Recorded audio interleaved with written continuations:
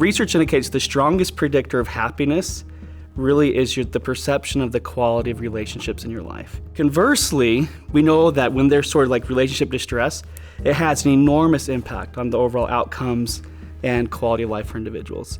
So being able to identify like red flags is huge in dating relationships. The overall majority of relationship issues actually can be avoided if we're intentional about who we're dating and sort of our values within that relationship. Some of the most important warning signs in relationships are going to have to do with respect. If you've expressed your boundaries to this person, for example, they consistently seem to cross that boundary, that really does communicate a lack of respect for you and your values within this relationship. Another warning sign is it's called minor jealousy. If we see someone who starts to feel jealous at your relationships with others, is a huge red flag.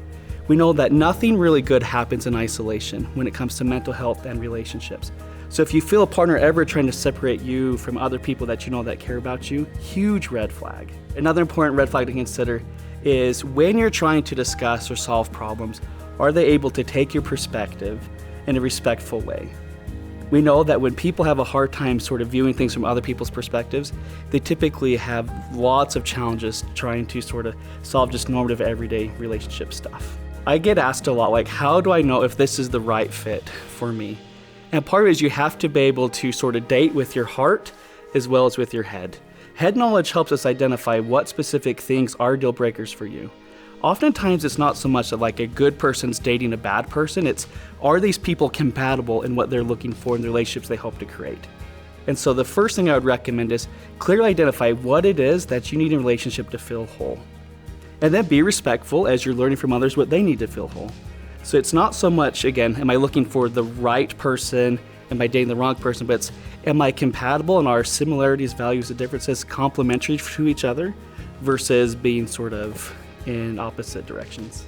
One of the greatest benefits of being in a relationship is that a partner introduces you to some new experiences. And so as this person introduces you to new things, it's okay to allow yourself to be like, wow, this person adds a lot of value. I may not have seen the world in this light or this perspective, or have innately searched out this experience. However, you gotta be mindful that sometimes we might be initially attracted to things that are novel and new. And so we may have this like, I'm interested in this thing because it's new and different.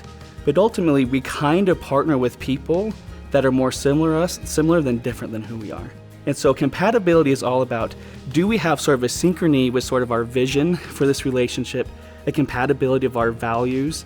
Do we want sort of the same types of dynamics in the relationship? When it comes to compatibility, there's a few different sort of dimensions that are really important for sort of relationship success.